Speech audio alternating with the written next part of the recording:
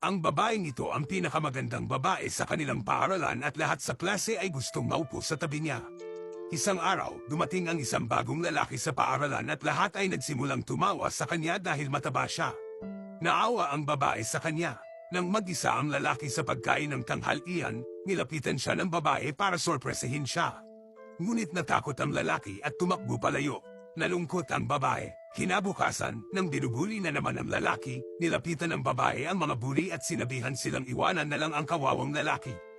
Pagkatapos noon, naging magkaibigan silang dalawa. Pagkalipas ng 15 taon, malapit na silang magkita ulit at excited ang babae. Tinawagan siya ng lalaki at sinabing nakarating na siya. Nang makita niya ang isang lalaking kumakawi sa kanya, nagulat siya nang makita na ang dating matabang lalaki ay naging isang gwapong lalaki na. Ngunit hindi siya pinansin ng lalaki, nilagpasan siya nito at lumapit sa ibang babaeng nakatayo sa likuran niya. Sinabi ng babae sa kanya na hindi siya ang hinahanap niya. Tinawagan ulit siya ng lalaki, ngunit nagtago ang babae at hindi sinagot ang tawag.